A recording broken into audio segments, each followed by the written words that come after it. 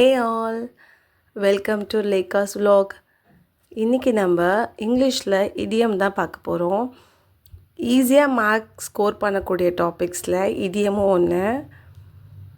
இடியம்லாம் ஒன்றும் இல்லை, அங்கே கொடுத்த சென்டென்ஸ்க்கான ரியல் மீனிங்கை நம்ம கண்டுபிடிக்கணும். ஏன்னா அங்கே கொடுக்க சென்டென்ஸ் வேறு மாதிரி இருக்கும், நீங்கள் பார்க்குற மீனிங் வேறு மாதிரி இருக்கும். அதனால அதுக்கேற்ற கரெக்ட் மீனிங்கை கண்டுபிடிச்சிட்டோனாலே இடியமை கரெக்டாக மார்க் பண்ணிடலாம். ஃபார் எக்ஸாம்பிள் நான் என்ன சொல்லுவேன்னா, கிக் த பக்கெட்னு இருக்குதுன்னு வச்சுக்கோங்களேன். இந்த கிக் த பக்கெட்டை பார்த்ததும் என்னது வாளியை உதைக்கணுமா அப்படின்னு உங்களுக்கு தோணலாம். ஆனால் அது கிடையாது. கிக் த பக்கெட்னா ஒருத்தவங்களுடைய உயிர் அவங்க உடல்லேருந்து பிரியுதுன்னு அர்த்தம். ஸோ இது மாதிரி தான் இடியம்ஸ் இருக்கும். சென்டென்ஸ் ஒரு மாதிரி இருக்கும், அதோடய மீனிங் வேறு மாதிரி இருக்கும். நான் கொடுக்குற இம்பார்ட்டன்ட் இடியம்ஸ்லாம் நீங்கள் பார்த்து வச்சுக்கிட்டிங்கன்னா இது எந்த காம்படிட்டிவ் எக்ஸாம் அட்டென்ட் பண்ணாலும் உங்களுக்கு யூஸ்ஃபுல்லாக இருக்கும். வாங்க வீடியோக்குள்ளே போகலாம். First இடியம், burn the midnight oil. இதுக்கு உண்மையான அர்த்தம் என்னென்னா, இரவு நேரத்தில் கூட தூங்காமல் அவங்களோட வேலையோ இல்லை படிப்பையோ, ஃபார் எக்ஸாம்பிள் இப்போ நம்ம எக்ஸாம் டைமில் படிச்சுட்டு இருக்கோம் இல்லையா, இதெல்லாம் சொல்கிறது தான் பர்ன் த மிட்நைட் ஆயில்னு சொல்கிறது. இதோட இங்கிலீஷ் மீனிங் பார்த்திங்கன்னா to work late into the night. So night டைமில் நம்ம தூங்காமல் உழைக்கிறது தான் அது சொல்லுது. Used to describe working hard especially late at night, commonly among students and professionals. So example sentence பார்த்திங்கன்னா, she burn the midnight oil before her UPSC exam. Second idiom, break the ice. நம்ம தெரியாதவங்க யார்கிட்டையாவது முதல்ல பேசும்போது ஒரு முயற்சி எடுப்போம் இல்லையா, அதுதான் break the ice. இதோட மீனிங் பார்த்திங்கன்னா to initiate conversation in a social setting. Used when someone start talking in an awkward or tense situation to make people feel more comfortable. Example sentence பார்த்தீங்கன்னா, he told a joke to break the ice at the meeting. Third idiom, hit the nail on the head. இதோட meaning என்னென்னா, ஒரு விஷயத்துக்கான இல்லை ஒரு பிரச்சனைக்கான சரியாக இல்லை துல்லியமாக இதுதான் செய்யணும், இதுதான் பண்ணணும், இதுதான் பேசணும் அப்படின்னு கரெக்ட் ஆன்சர் கொடுக்குறோம் இல்லையா, அதுதான் நம்ம hit the nail on the head ன்னு சொல்லுவோம். To describe exactly what is causing a situation or problem. Used when someone gives a correct or precise answer or explanation. Example sentence என்னன்னா, when she said the issue was due to poor planning, she hit the nail on the head. Fourth idiom பார்க்கலாமா? Bite the bullet. Bite the புல்லட்னா புல்லட்டை கடிச்சு சாப்பிட சொல்கிறாங்களா? இல்லவே இல்லைங்க. எப்பேற்பட்ட பிரச்சனையும் எகுத்து நிற்கிறது தாங்க பைட் த புல்லட். மீனிங் பார்த்திங்கன்னா to do something difficult or unpleasant that one has been putting off, accepting the inevitability of pain or difficulty and facing it with courage. Example sentence, he finally bit the bullet and started preparing for the SSC exam seriously. Fifth idiom, let the cat out of the bag. இதுக்கு என்ன அர்த்தம்னா, நீங்கள் சரியான உளறிவாயின்னு அர்த்தம். அதாங்க to reveal a secret unintentionally. நமக்கே தெரியாமல் நம்ம நிறைய விஷயங்களில் பல பேர்கிட்ட உளறிடுவோம். கடைசியில் அதுவே நமக்கு அப்பா நிற்கும் இல்லையா, அந்த மாதிரி பண்ணுறது தான் let the cat out of the bagன்னு சொல்லுவோம். Used when someone accidentally reveals a surprise or confidential information. Next idiom, blessing in disguise. Something that seems bad but turns out good. இதுக்கு என்ன அர்த்தம்னா, நமக்கு ஏதோ ஒரு கெட்ட விஷயம் நடந்திருக்கும், ஆனால் அந்த கெட்ட விஷயமே நமக்கு நல்லதாகவும் மாறும். எக்ஸாம்பிள் சென்டென்ஸ் என்னென்னா, losing the job was a blessing in disguise. It led me to be a better career. இது எப்படி சொல்லலான்னா, ஒருவேளை நீங்கள் அசிஸ்டண்ட் எக்ஸாமில் ஃபெயில் ஆகிட்டிங்கன்னா வரியே பண்ணாமல் நெக்ஸ்ட்டு எல்டிசி அப்ளை பண்ணி ஜாபை கையில் பிடிக்க வழியை பார்க்கணும். அது பேர் தான் கெட்டதுலேயும் நல்லது நடக்குதுன்னு அர்த்தம். போனதை பற்றி கவலைப்படாமல் அடுத்து என்ன வரப்போகுதுன்றதுக்கான ப்ரிப்பரேஷனோடையே இருக்கணும். அதுதான் எப்பவும் புத்திசாலித்தனம். நெக்ஸ்ட் இடியம் பார்க்கலாம். Beat around the bush. இதுக்கு என்ன அர்த்தம்னா, trying to avoid a certain issues. நிறைய பிரச்சனையை நம்ம மண்டைக்குள்ளே தூக்கி போட்டுக்கூடாது, ஜஸ்ட் அதெல்லாம் இக்னோர் பண்ணணும். அதை தான் சொல்கிறாங்க. Avoiding the main topic. Used when someone avoids talking directly about the issues. இதோட எக்ஸாம்பிள் சென்டென்ஸ் என்னென்னா, stop beating around the bush and tell me what really happen. Next idiom, the ball is in your court. Meaning, it's your decision or responsibility to do something now.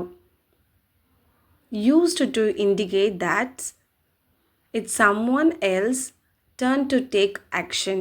இதுக்கு என்ன சொல்கிறாங்கன்னா, opportunity உன் கையில் தான் இருக்குது, assistant எக்ஸாமை ஒழுங்காக use பண்ணிக்கோ. அதுதான் இதற்கான அர்த்தம்.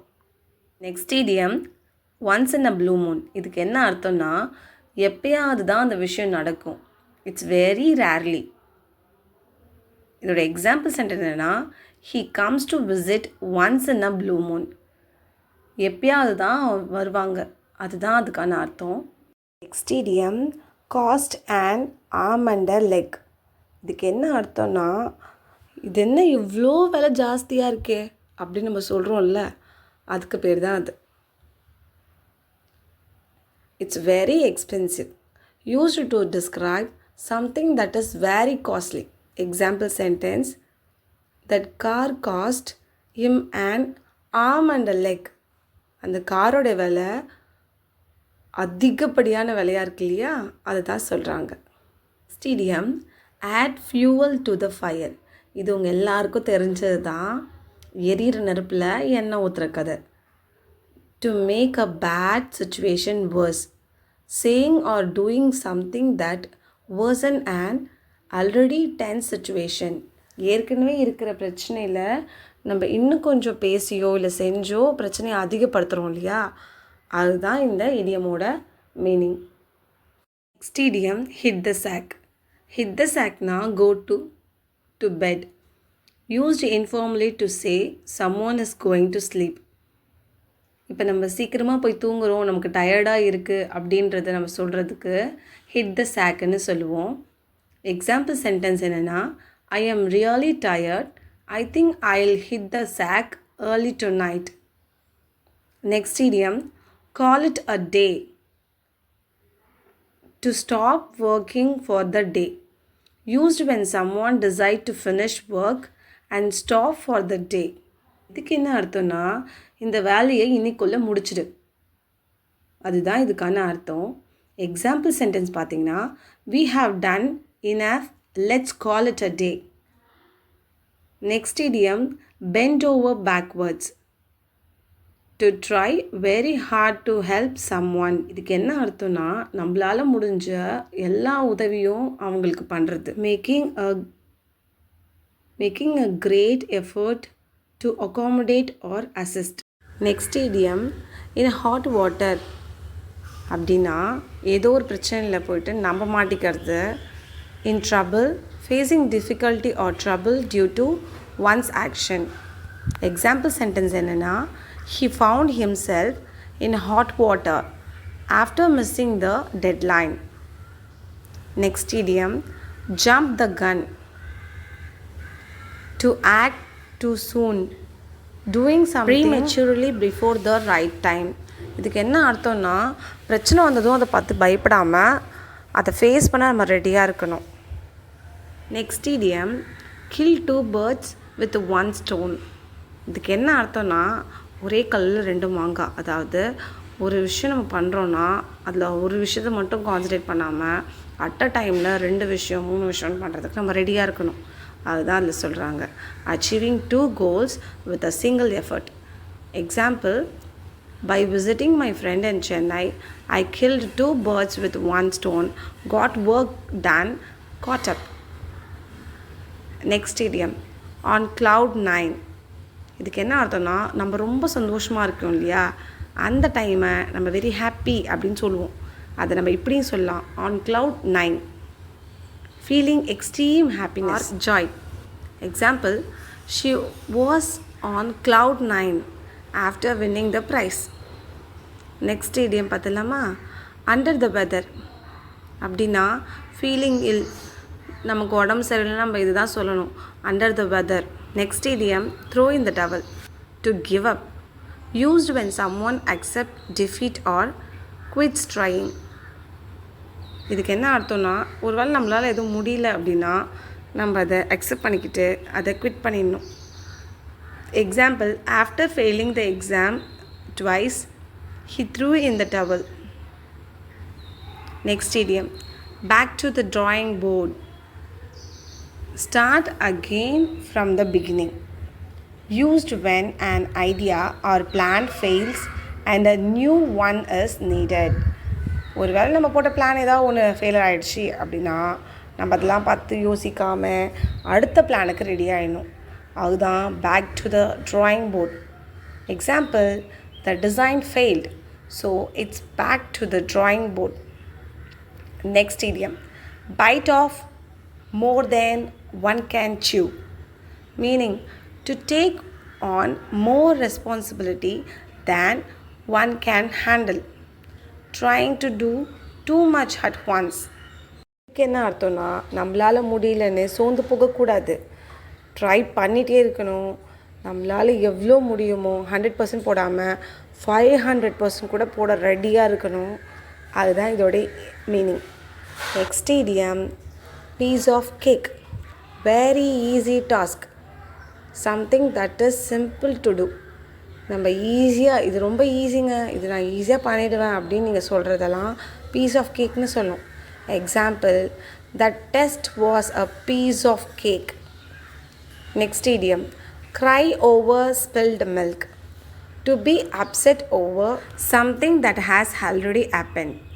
Being unhappy about a past mistake that cannot be changed. நடந்ததை பற்றி இல்லை தப்பாக முடிஞ்சதை பற்றியோ உட்காந்து புலம்பிகிட்டே இருக்கிறது, அதை பற்றி தான் பேசிட்டே யோசிச்சிட்டே உட்காண்ட்ருக்கிறது நம்ம க்ரை ஓவர் ஸ்பில்டு மில்க்னு சொல்லுவோம். Example, it's no use crying over spilt milk. Move on. நம்ம சேனல் வீடியோஸை நிறைய பேர் சப்ஸ்கிரைப் பண்ணாமலே பார்த்துட்ருக்கீங்க. ஸோ சப்ஸ்கிரைப் பண்ணிவிட்டு பாருங்கள். இது மாதிரியான நல்ல கண்டென்ட்டுக்கு லேக்கா விலாக்ஸை சப்ஸ்கிரைப் பண்ணிக்கோங்க. பை.